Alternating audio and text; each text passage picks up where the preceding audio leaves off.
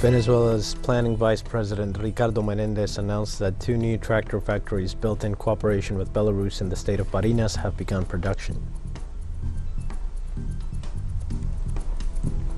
Russian presidential spokesman Dmitry Peskov admitted that the Russian army might take total control of the main Ukrainian cities. The United Nations Children's Fund Unicef warned on Friday of impending famine in war-torn Yemen due to economic collapse. At least 1.6 million Yemenis are at risk of starvation as a result of the country's years-long military conflict.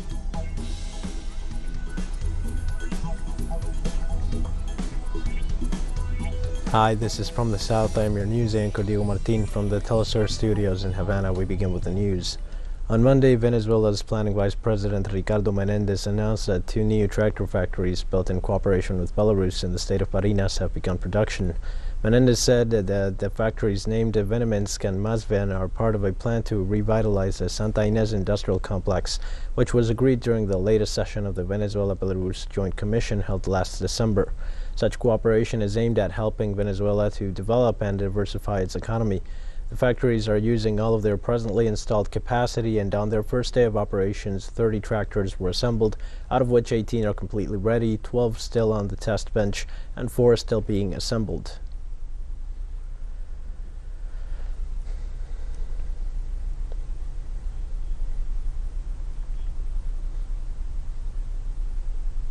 The Peruvian Congress approved to debate the motion of vacancy against President Pedro Castillo.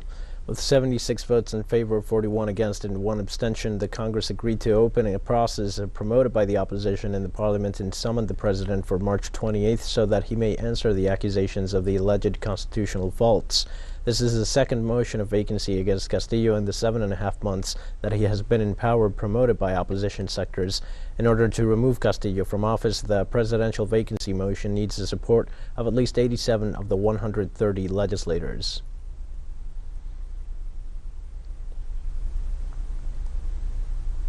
Now, in the light of the recent decisions of the Peruvian Congress after approving to debate the motion of vacancy against President Pedro Castillo, in an interview with Ramiro Angulo, correspondent from Lima, Peru, gives us more details. In effect, today at about 12 noon, a vote was held on the admission of the vacancy to process the motion of censure against President Pedro Castillo, with 76 votes in favor, 41 against, and 1 abstention. Monday, March 28, was established as the date that the President of the Republic will have to attend. It should be noted that the meeting of spokesmen was also held, in which it was established that the President will have to attend tomorrow to the Congress of the Republic due to a request made by the Premier Aníbal Torres last Friday, asking that the President be invited to give a message to the nation. So for the time being, tomorrow will be the visit that the President Castillo will make to give that message, about which there is not much information about it.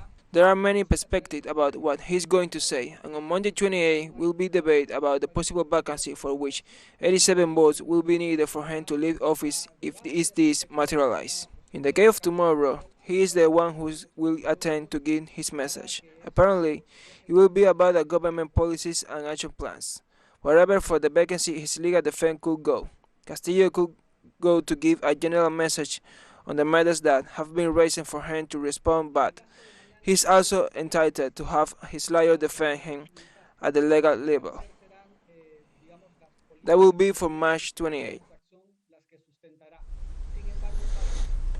The Workers' Union of the Ministry of Social Development of Uruguay went on strike to denounce that the authorities have failed to pay the salaries to dozens of its employees. The strike was coupled with a massive demonstration by workers in front of the ministry's headquarters. Representatives of the Confederation of Workers and state officials also took part in the demonstration.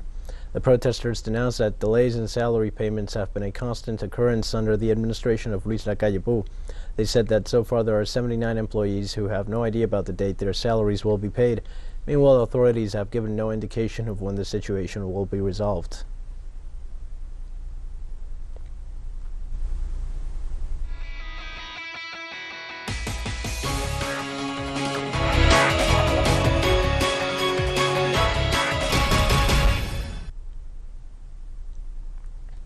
Colombia's historical pact coalition leads as the top force in the country's Senate and House of Representatives after an election this Sunday that was overshadowed by irregularities and complaints by the population.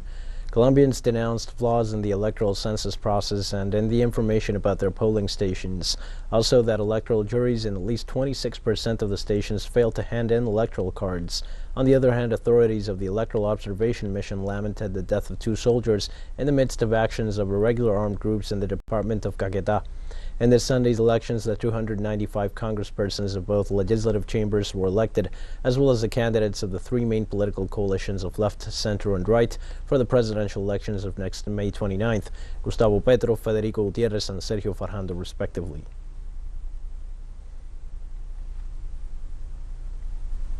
The presidential candidate, Gustavo Petro, affirmed that the historical pact is the first electoral force in the country after Friday's legislative elections. The result is very important. We are the first force in the Republic Senate, the first force with a number of chambers, and the first force in number of senators. The historical pact coalition has achieved the best result of progressive movements in the history of the Republic of Colombia. And for the presidency, according to the data so far, we surpassed 6 million votes. Above, even by almost double, in my personal case, the first team Colombia and more or less 47% of the total result of consultations, which means that we are on the verge of winning the presidency of Colombia in the first presidential round. Meanwhile, the presidential candidate for the Team Colombia party, Federico Gutierrez, emphasized that he will continue working to build a better country.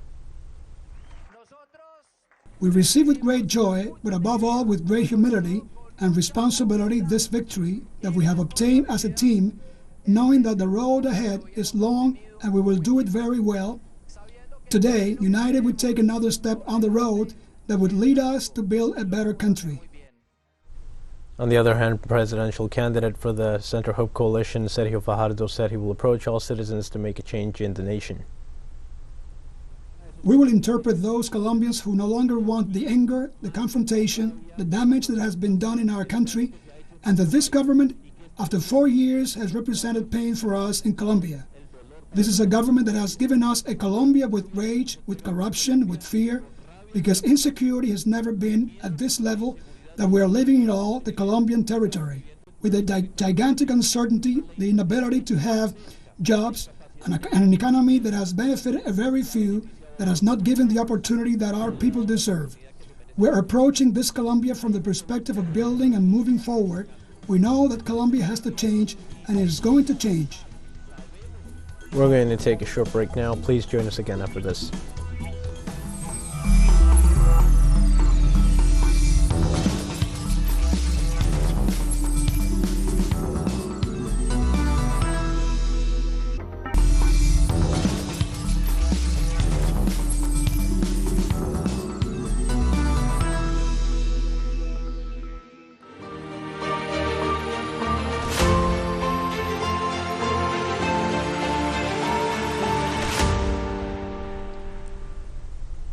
Hi, and welcome back to From the South. Russia's presidential spokesman Dmitry Peskov admitted that the Russian army might take total control of main Ukrainian cities at the east of the country.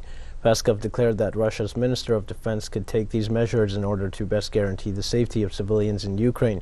The government officials stressed that such a decision would leave out the areas used as humanitarian corridors.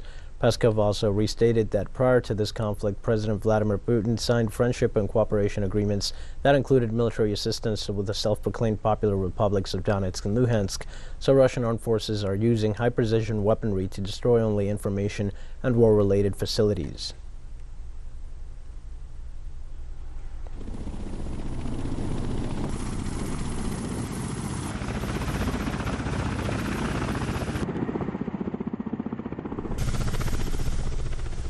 Russia's top defense authorities announced the launch of a special operation to free Mariupol from Ukrainian neo-Nazi forces, as they called them, that managed to block the passage of the humanitarian corridors to Russia. Russian Defense Minister Sergei Shoigu said the situation in Mariupol is deteriorating as a result of attacks by what he called neo-Nazi extremist battalions that use the ceasefire to regroup their forces and deny access to civilians through the humanitarian corridors and use them as human shields. Therefore, to ensure civilians are safe in eastern Ukraine, Moscow said they created additional humanitarian corridors for citizens to get out, where members of the Kremlin's army will be waiting for them to provide security passage to prevent further attacks. Tej informacji mi nie przekazano. On Monday, Alexander Chupryan, the Russian interim minister of emergency situations, reported that his country received nearly 200,000 refugees from Donbass so far. During a meeting, Chupryan talked about providing aid for the refugees from Donetsk and Luhansk that are currently located in 31 Russian provinces and territories. He added that the work of the temporary shelters was well organized. The wave of asylum seekers from both independent republics to Russia began in mid-February, with the growth of tension on the border of Ukraine days before the launch of the Russian military operation.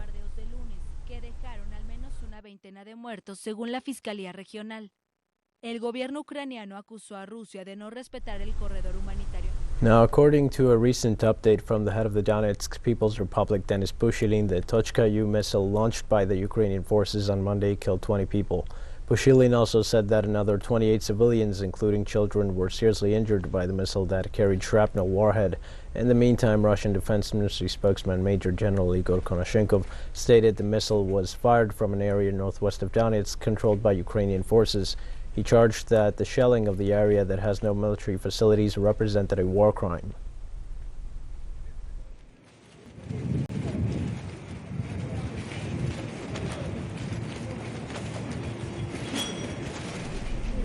And the government of China accused the United States of spreading misinformation about its role in the conflict between Russia and Ukraine after insisting on the need to focus on finding a peaceful solution. Chinese Foreign Ministry officials criticized reports by U.S. officials that Moscow asked the Asian giant for military assistance for its operation in Ukraine, launched on February 24th. They also reiterated China's willingness to play a constructive role in promoting negotiations between the parties in the conflict. On the other hand, they reiterated Beijing's rejection of sanctions because of their counterproductive effect, believing that they will only lead to economic losses in multiple directions and also disrupt the political process to solve the issue.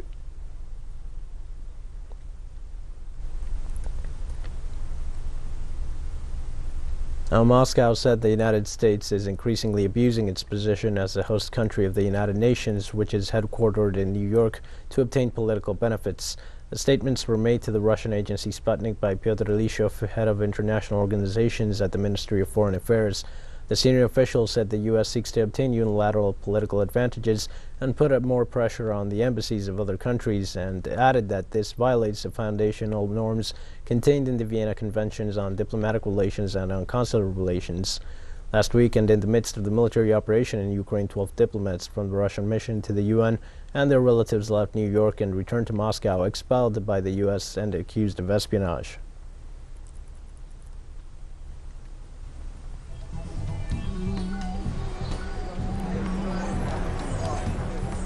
We have more news coming up after a final short break. Please stay with us.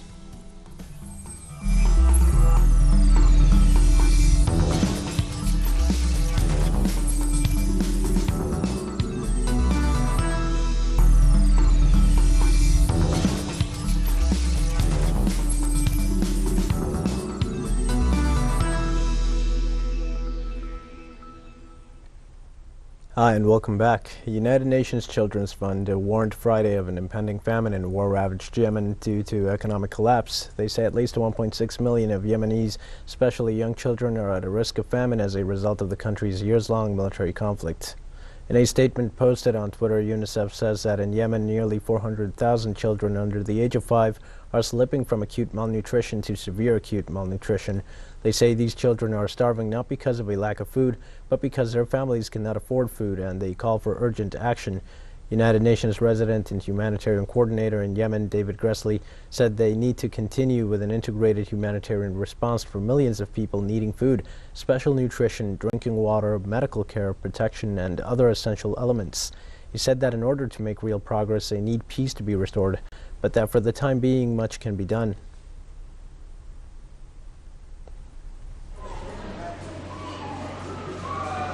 In Sudan, police fired tear gas canisters at a demonstration that called for the release of all those who have been arrested at different protests, and that all those who have killed protesters be brought to justice. Monday's rally was the latest in a series of protests over the military takeover that removed a civilian-led transitional government last October. The country has been on a fragile path to democracy since a popular uprising forced the military to remove al-Bashir and his Islamist autocratic government in April 2019 after 3 decades of repression and international isolation.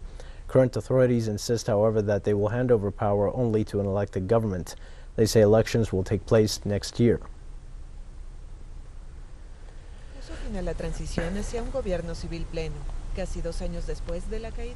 Secretary General of the United Nations Antonio Guterres spoke Monday at the opening of the 66th session of the Commission on the Status of Women.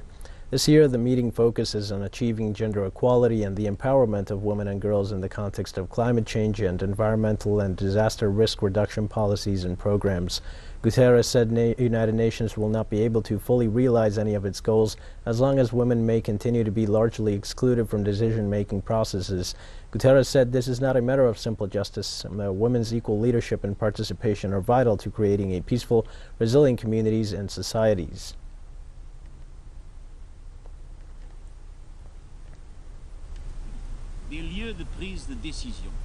And on Monday, senior representatives of the governments of China and the United States met and assessed bilateral relations. The meeting was held in Rome, the capital of Italy. The meeting was headed by the Foreign Minister of the Communist Party of China, Yang Jiechi, and the National Security Advisor of the United States, Jake Sullivan.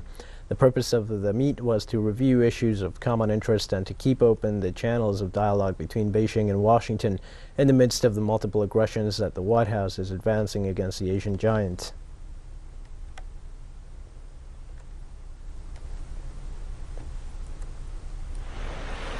On Monday, China strongly condemned the United States for severely interfering in their country's internal affairs in its arms sale to Taiwan. By selling arms to Taiwan, the United States seriously violates the One China principle and stipulations of the 3 China-U.S. joint communiques, especially those of the August 17 communique. It severely interferes in China's internal affairs and undermines the China-U.S. relationship and the peace and stability across the Taiwan Strait. China has always firmly opposed to this. The United States side should earnestly abide by the One China principle and stipulations of the 3 China-U.S. joint communiques and stop arms sales to Taiwan and military contacts with it. The spokesman of the Ministry of Foreign Affairs also said China firmly opposes the United States' political manipulation of the Taiwan question and strongly condemns its attempts to blur the concept of the One China principle. There is one China in the world, and Taiwan is an inseparable part of China's territory. This is a historical and legal fact, and is the consensus of the international community. Any correctly marked map should be based on these facts. The move of the United States is grossly interfering in China's internal affairs with an attempt to engage in political manipulation under the pretext of the so-called Taiwan map issue, creating 2 Chinas or One China, One Taiwan.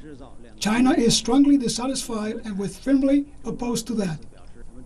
We sternly warn the U.S. side that playing the Taiwan card is as dangerous as playing with fire while holding firewood, which will not only push Taiwan into peril, but also bring unbearable consequences to the U.S. side itself. The U.S. should stop making the One China principle vague and hollowing it out, stop pampering and supporting Taiwan's secessionist activities, but return to the original and true meaning of the One China principle, honor its political commitments to China, so as truly safeguard peace and stability across the Taiwan Strait and the larger interests of China-U.S. relations. With that, we've come to the end of this news brief. Remember, you can find these and many other stories on our website at TeleSUR English. You can also join us on social media for all the latest news. We're on Facebook, Twitter, Instagram, and Telegram. For TeleSUR English, I am Dio Martin. Thanks for watching.